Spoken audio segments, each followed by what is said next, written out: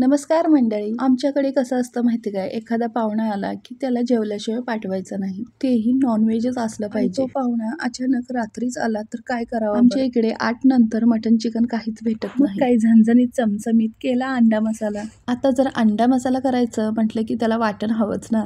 मग त्यासाठी एका तव्यामध्ये 2 मीडियम साईजचे कांदे उभे चिरले, सुका खोबऱ्याचा थोडासा तुकडा घेतला, तोही उभा चिरला आणि त्यामध्ये टाकला आणि छान असं भाजून घेतलं. भाजताना 1 चमचाभर तेल टाकलेलं. त्याच्याच अंदाजाने 1 चमचाभर तीळ टाकलं, पांढरे तीळ. तीळ छान कांदा खोबऱ्यामध्ये खमंग भाजून घेतलं. लसणाचे साल न काढता 10 ते 12 लसणाच्या पाकळ्या आणि 1 इंच आलं बारीक कट करून यामध्ये टाकलेलं आहे. ह्याच्याबरोबर छान भाजून घेतलेलं कांदा, खोबरं, लसूण, आलं, तीळ घालून छान असं खमंग भाजून घेतलेलं आहे. कोणतंही वाटण करताना मी लसणाच्या साली अजिबात काढत नाही. कोणतंही वाटण करत असताना मी लसूण अजिबात सोलून घेत नाही. लसणाप्रमाणेच लसणाची सालही जीवनामध्ये आरोग्यासाठी खूप फायदेशीर आहे. अंडा मसाला करण्यासाठी 4 अंडे उकडण्यासाठी ठेवले, 1 चमचा मीठ घातलेला आहे आणि थोडासा लिंबू पिळला. 10 ते 15 मिनिटं अंडी छान उकडून घ्यायची. अंडी उकडेपर्यंत इकडे वाटण करून घेतलं.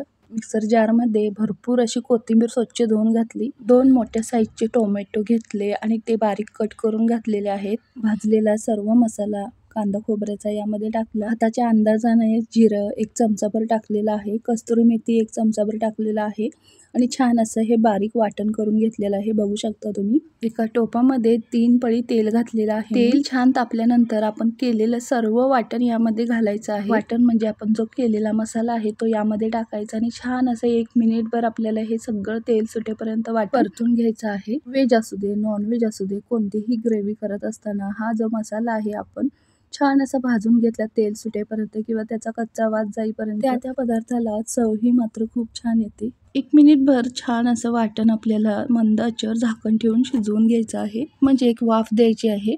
मसाला छान झाला किंवा छान शिजला की अंडा मसाल्यात चव छान येते. आता यामध्ये चवीनुसार मीठ घालणार आहे. 1 अर्धा चमचा हळद घातलेली आहे.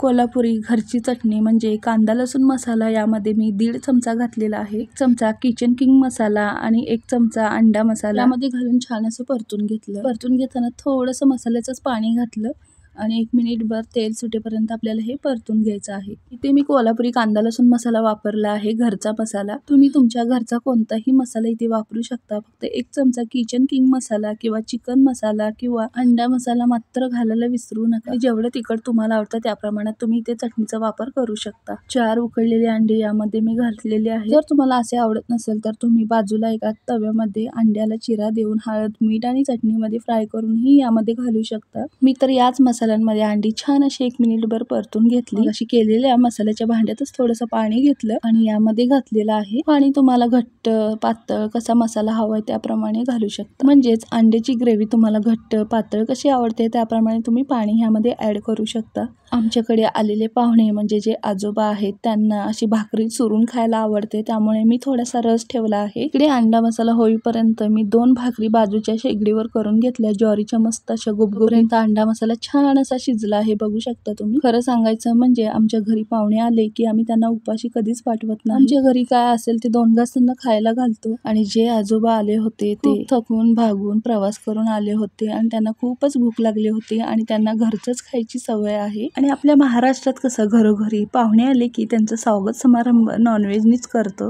म्हणजे त्यांना मटण खाल्ल्याशिवाय आपण पाठवत नाही. पण ते रात्री आले होते, काहीच पर्याय नव्हता. 8-8:30 वाजता आमच्या इथे दुकाने बंद होतात मटणाची. मग काय नॉनव्हेजला पर्याय म्हणून मी अंडा मसाला केला. तर हा अंडा मसाला तुम्हाला कसा वाटला तो नक्की कमेंट करून सांगा. आजोबांना तर खूप आवडला. आजोबा म्हटले, पोरी छान झालं अंड्याचं कालवण, तुझ्या हाताला भारी चव आहे. तुम्हाला कसं वाटलं लाईक सबस्क्राईब करून नक्की सांगा.